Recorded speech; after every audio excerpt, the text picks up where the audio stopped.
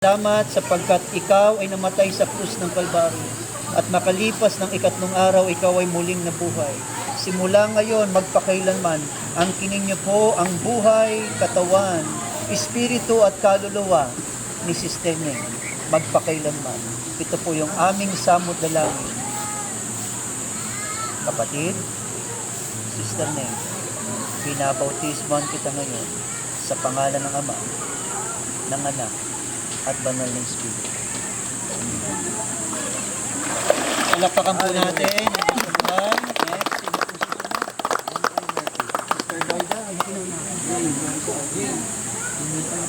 Sister Loida, ipinit mo ang iyong kamay, kumakatawan sa may simbolo sa patay na lumang pagkatao.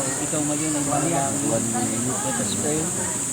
Ilihans po natin, Sister Loida, amang banal na makapangyarihan sa lahat, tanggapin niyo po ng iyong banal na awa, ng iyong habag, si Sister Loida. Kayo po ang nakakakita ng kanyang buhay, ng kanyang puso, at kanyang espiritu. Simula ngayon at magpakailanman.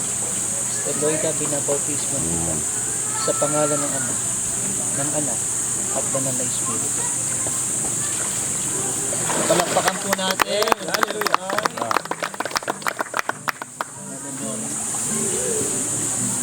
Ipinit mo ang kamay. Hindi mo sa iyong puso. Sumasagisag na patay na ang lumang pagkatao. Tayo ay manalangin.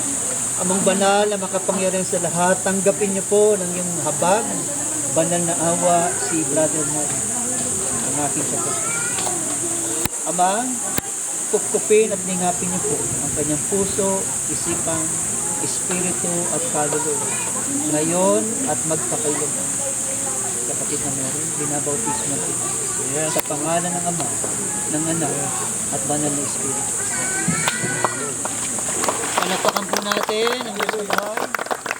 Sabi,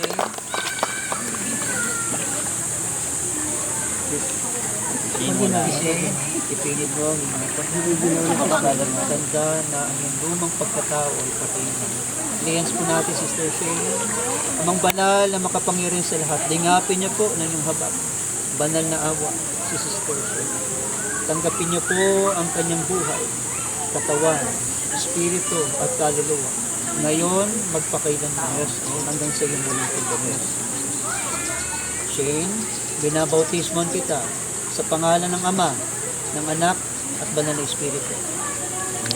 Palakpakan po natin. Pinit mo ang kamay. Nalunod ang dati sa ng kisa, pagkatao. ang iyong pagkatao ay patay na. Tayo ay manalangin. Amang banal na makapangyarihan sa lahat, nasa inyong harapan ang aking kapatid, Sister Mo. Tanggapin niyo po siya ng buong galak, ang kanyang katawan, ang kanyang espiritu at kaluluwa. Simula ngayon at magpakailanman. Kapatid, Sister Mo, binabautismo kita sa pangalan ng Ama, ng Anak, at banal na Espiritu. Palakpakan natin ang Diyos na buhay. Amen. Pinit mo ang kamay, ang puso, sa kisag na yung lumang pagkatao ay patay na at ililibing na natin. Tayo ay manalangin.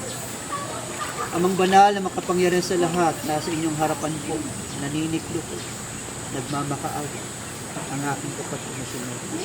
Salamat po ng marami sa kanyang pagsunod. Tanggapin niyo po ang kanyang puso, isipan, espiritu at kaluluwa. Simula ngayon, magpakailanman hanggang sa iyong huling pagdating. Kapatid, Brother Norman, binabautismoan kita sa pangalan ng Anak, sa pangalan ng Ama, Anak, at banal na Espiritu. Palakpakan po natin ang Diyos na buhay. Pakipinit mo ang iyong kamay sa iyong puso, sa isat na patay na ang iyong lumang pagkatao at nakataklanat po natin ilipin ang lumang. Tayo po ay manalangin, lihans po natin si Catherine. Amang banal na makapangyarihan sa lahat, nabibless po ako sa tangit.